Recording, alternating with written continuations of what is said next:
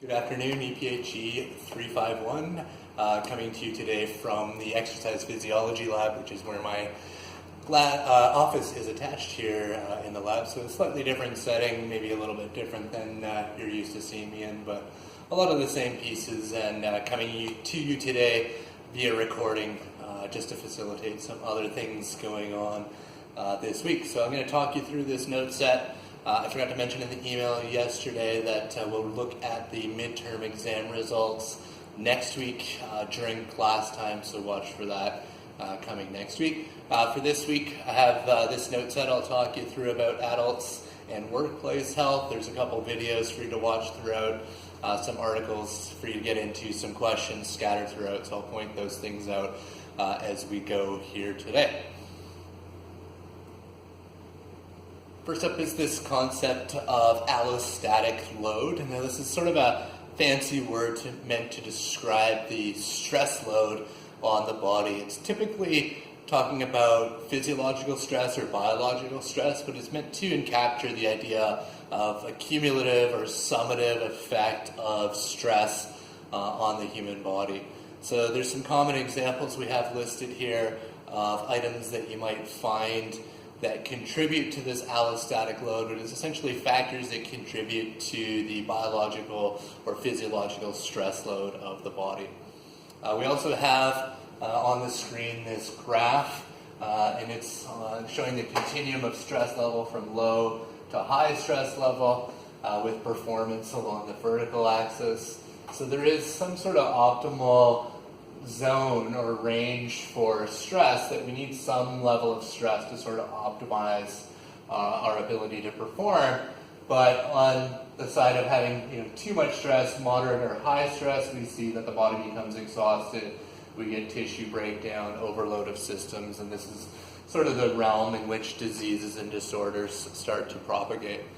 So we can look through the various research articles, through the literature textbooks, and see these different factors or these different contributors of allostatic load, or what we call the indices. Indices means indicators of. So allostatic load is really the sum of, or the sort of totality of diverse indicators of physiological or biological stress. So that could be things like blood pressure and heart rate, or heart rate variability. Heart rate variability is something that we do in our lab. Actually, I was setting up the document camera for something else for you guys here, and I have on there from the other day from another course something that we were doing involving heart rate variability. So we do measure heart rate variability in our labs, and that's one of our indicators of stress that we do measure, contributing to this allostatic load, this overall stress load of the body.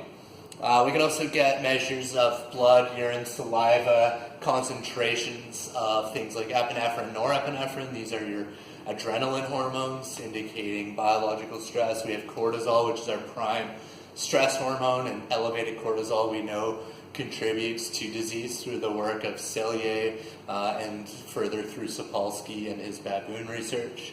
Testosterone, growth hormone, and insulin-like growth factor 1.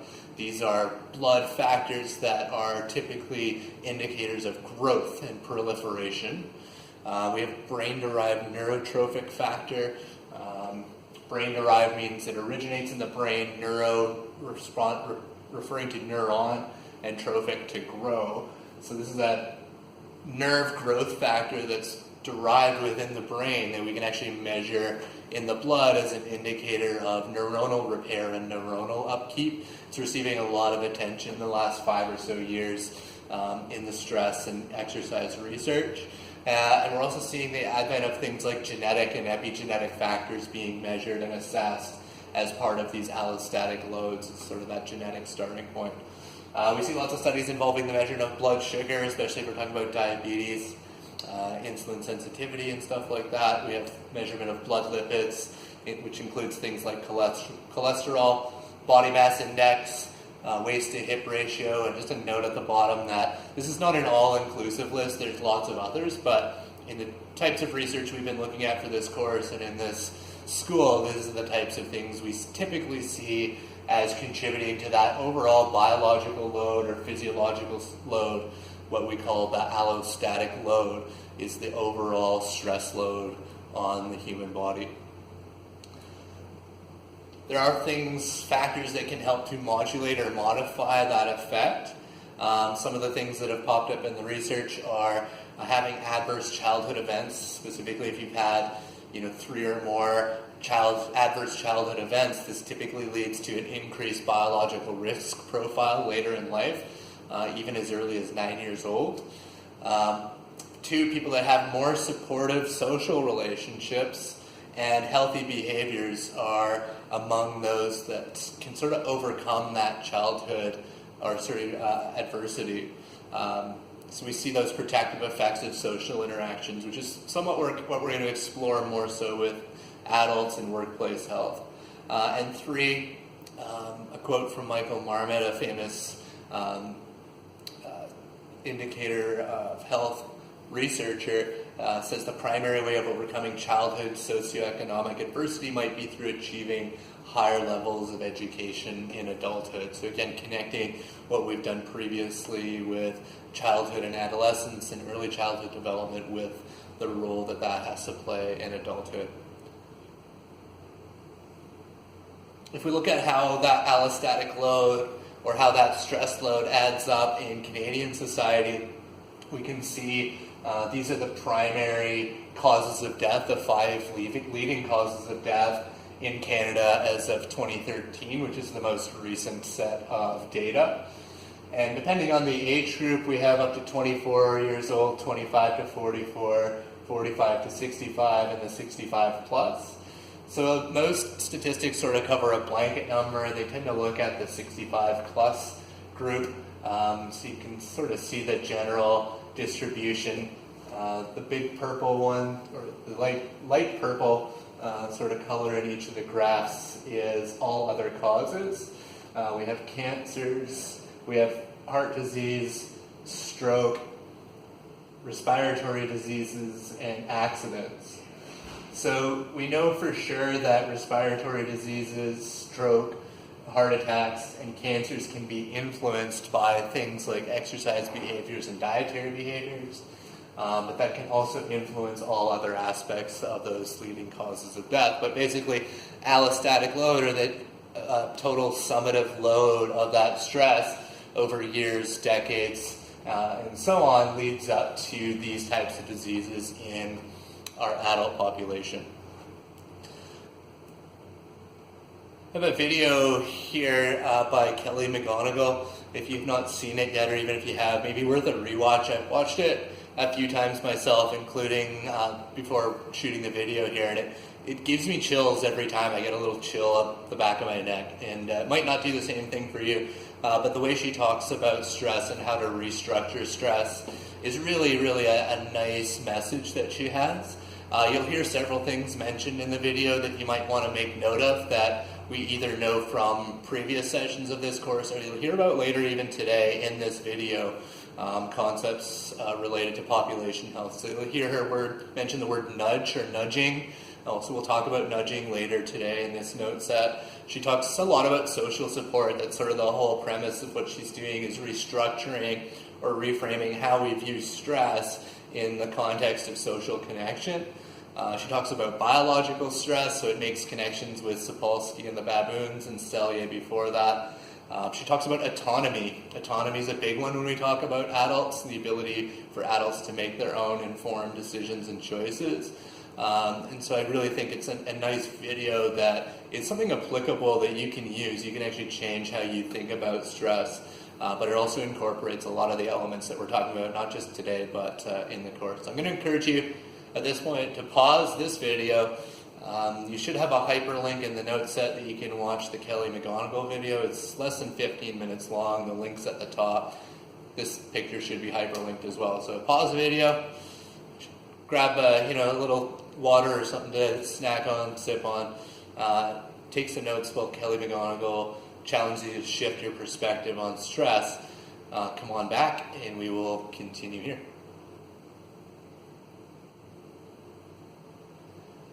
All right, hopefully you took a minute and watched the Kelly McGonigal video. Really interesting in how she challenges you to reshape or restructure how you look at stress. And favorite video of mine. I think really fits nicely with what we're doing in the course. Looking at adult health, give a little perspective about where we're at in Victoria. What does Victoria look like compared to the rest of the country? We often hear that Victoria, is a great place to live, best place in the world. BC puts that on their license plates. Not so subtle, not so humble, but it might be true. But lots of people think think that Victoria is a very healthy, popular place to live. So let's look at the stats and what it really does say. These next few slides here, when we're talking about health in Victoria, and it uses the words similar.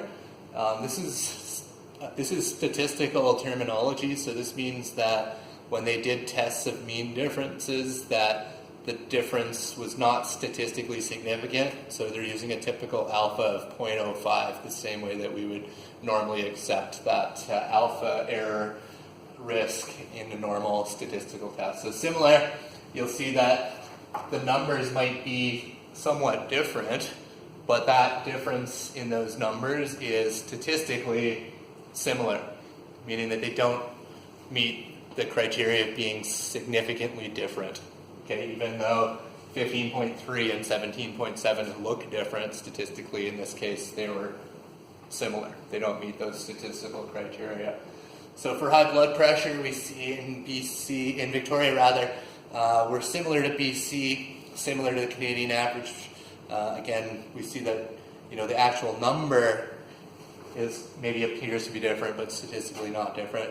Diabetes, again, similar to BC, similar to the Canadian average. Body mass index, which is an index of how heavy you are for your stature, your size.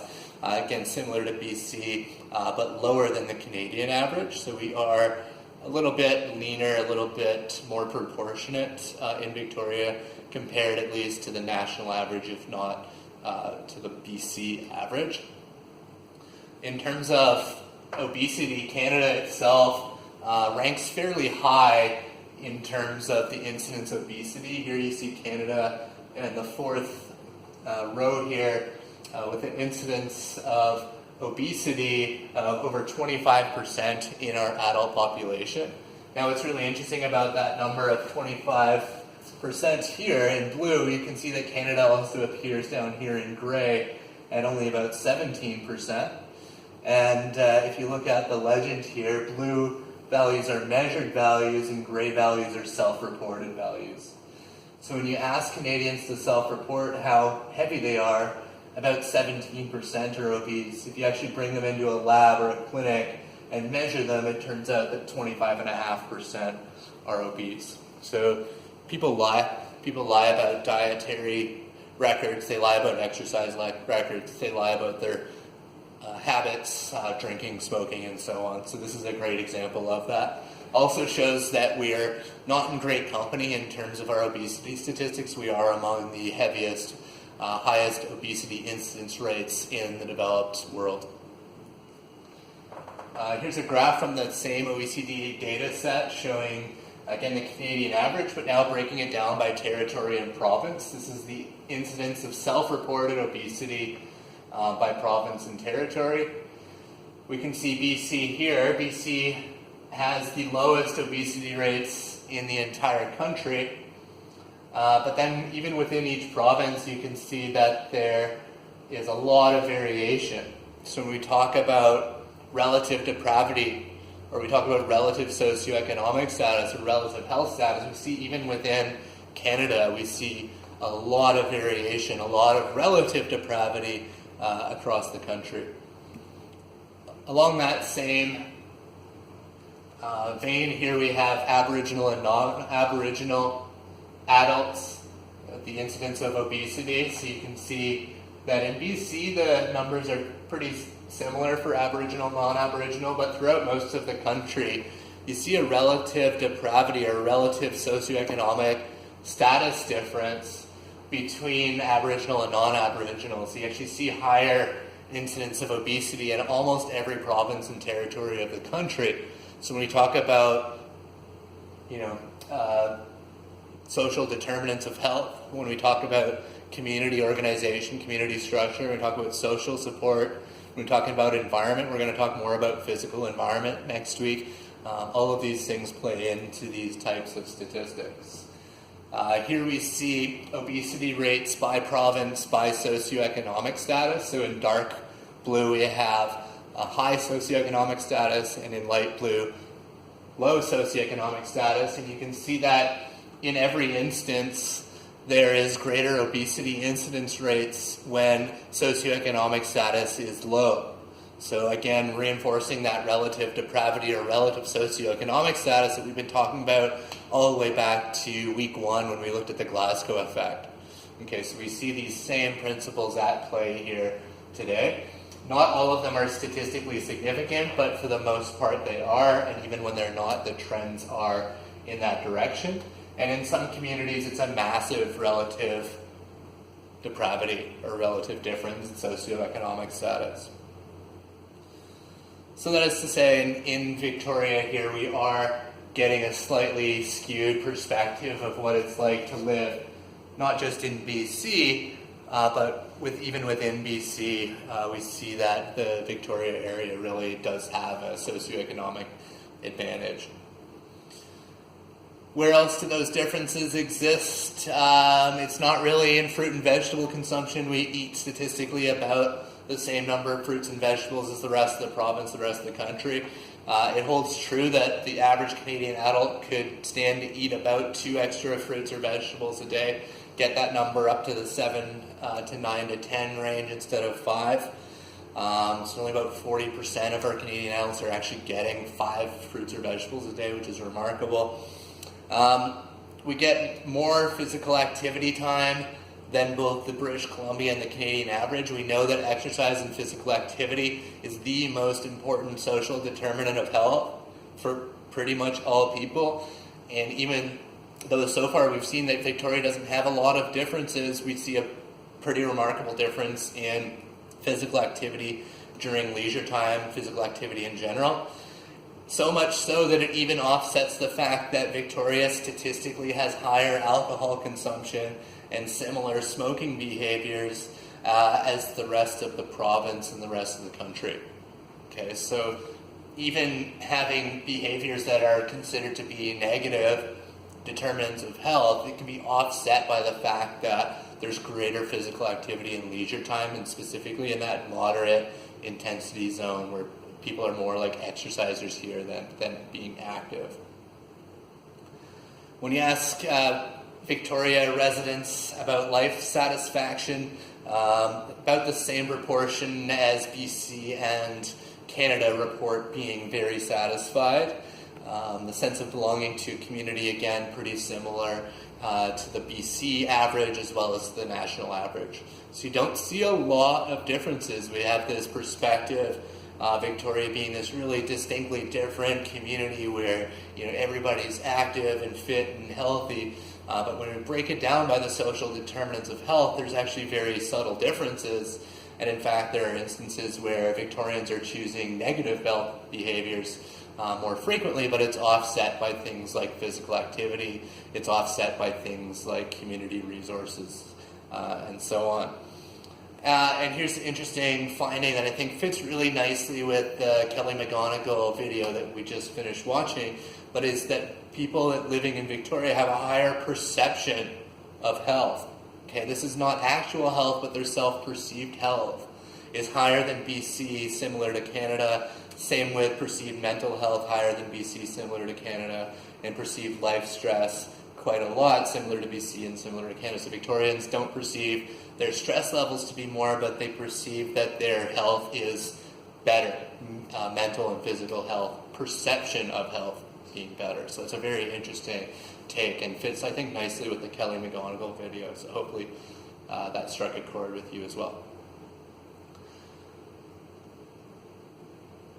I have a few examples here from research. Tried to take them from within the last 5 or so years of research. In a couple of cases, I went a little bit further back just because they are key pieces that you should be familiar with. I've highlighted the main findings in the notes in the video here.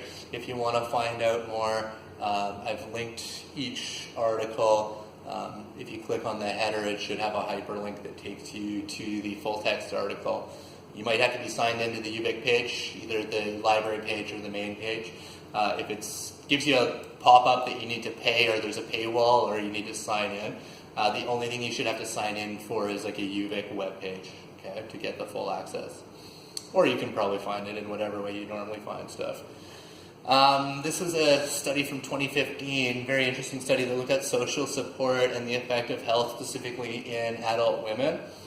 What they did is they took baseline demographic variables and self-reported social support. So they looked for, whether that social support was tangible, whether it was affectionate, whether it was more like interaction, trying to gauge that type of interaction. And they had the women report in timestamped diaries for 3 weeks, for 21 days, and they self-reported on physical symptom scales. And what the researchers found was that income, the annual income of these participants, was significantly positively correlated with social support and negatively correlated with perceived stress. So positively significantly correlated with social support means that people that had more social support had higher incomes and vice versa. We don't know the causality on that. And that negatively correlated with perceived stress and physical symptoms. So people that had higher income reported fewer physical symptoms and less perceived stress. Again, this perception of stress idea. Okay, so high stress was tolerated fine in people that had high social support, but in people that lacked, or adult women that lacked social support, stress was high despite income. Okay, so we need that social support element.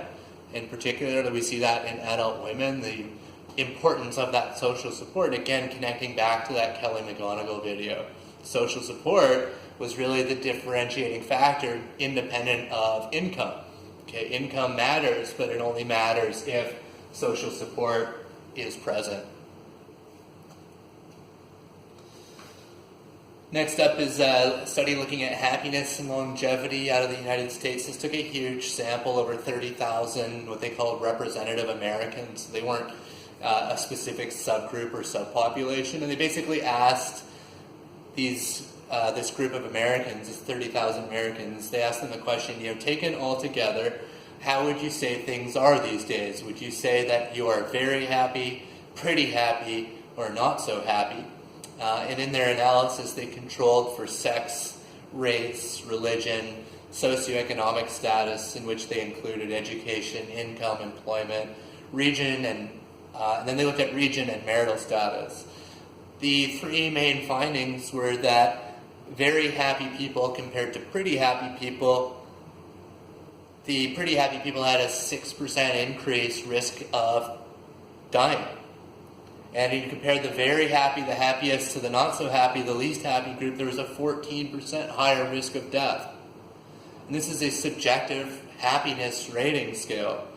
And the third and equally relevant finding was that no significant interactions between happiness and any of these covariates existed.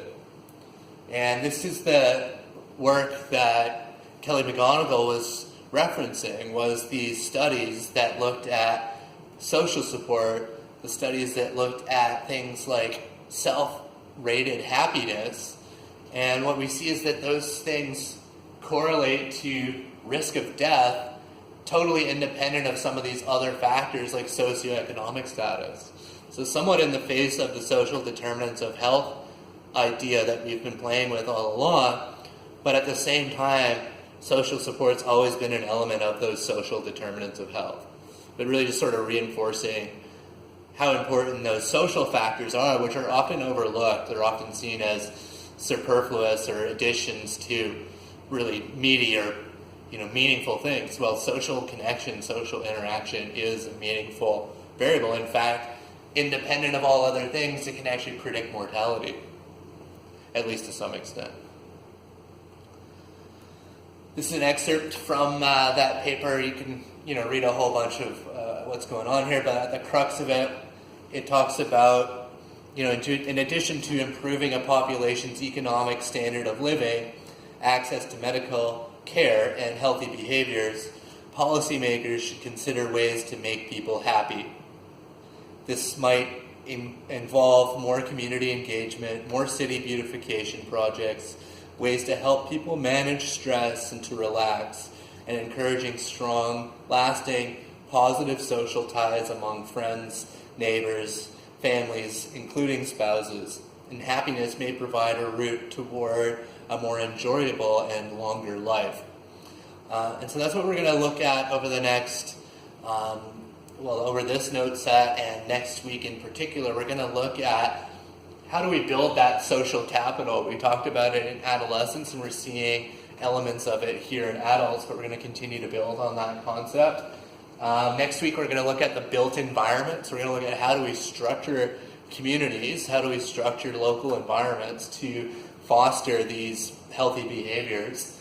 The idea of sociobiological translation, so translating what we know about how happiness affects biology and making that translatable in terms of community interventions, and continue to building on this idea of social support as a social determinant of health, just being connected to your community, to your family, to your spouse, to your friends. All of these things actually make your life better, measurably better, and longer. I'm not going to delve too deep into the built environment thing because we're going to spend all of next week doing that, but one study I've included here, it was colloquially referred to as the moving to opportunity study because that's what they call the sort of grassroots frontline element of the project, but there's the sort of academic title of the paper at the top. Again, this one should be hyperlinked if you want to follow up on it. This was a huge intervention. It was organized by the U.S. Department of Housing and Urban Development over a decade in the early 2000s. It started in around 2000. And what it did is it provided rental assistance with counseling to help very low-income families move from poor neighborhoods into less poor neighborhoods in areas like Baltimore, Boston, Chicago, Los Angeles, and New York, some of the most urban regions of the United States. What they were specifically interested in was looking at the effects of location of residence on BMI, body mass index, how heavy are you for your stature, and diabetes. So what they did is this was a RCT trial, a randomized control trial. This is the highest quality of intervention research because what it does is it uses a control group so that we have a zero intervention group. So our first intervention was to move the families to a neighborhood that's less poor and include counseling to do that. 2 was comparing a group that moved to a neighborhood that's less poor but didn't also have the counseling. And 3 was the control group, which received zero intervention. And the basic conclusion from this very large study was that moving from a high poverty neighborhood to one with a lower level of poverty was associated with modest but significant reductions in the prevalence of obesity and diabetes after 1 year and beyond. So after only 1 year of being moved to a less poor neighborhood, there was measurably less diabetes and obesity in these families. And these trends persisted for the 10-year duration of the study. So massive in terms of the effect of this intervention in terms of population health. Was a relatively simple idea, hard to execute, but simple idea, but a huge measurable outcome. In British Columbia, we have an initiative called the Healthy Communities Initiative.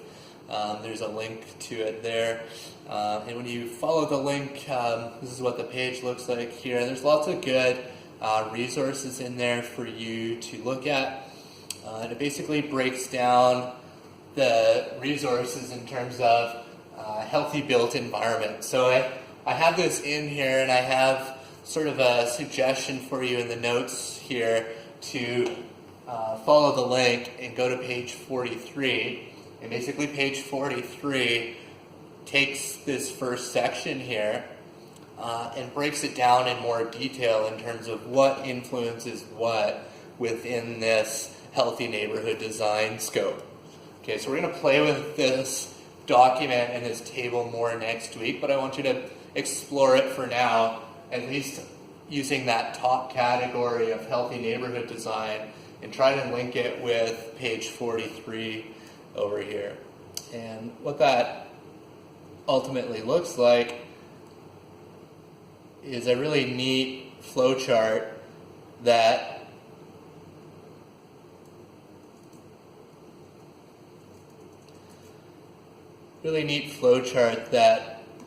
allows you to take that healthy neighborhood design segment, and on the far right side it tells you, what is that social determinant of health that is affected. So if we look starting over here, we have body mass index, social cohesion, and obesity. So these are the social determinants of health and how they are affected. And if we follow it back, we see that it's connected with this thick light gray line, which means moderate. So that's an indication of the evidence statement. So we have moderate evidence to suggest that improving walkability of a neighborhood is going to reduce obesity, increase social cohesion, and decrease body mass.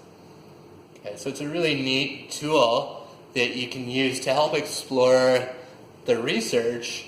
And in this particular example, we're looking at research that affects social determinants of health that are about how we design neighborhoods. Okay, so like I said, we're going to explore this in greater detail next week, but for now, just have a look through here and see, things in blue are things that we have evidence for, things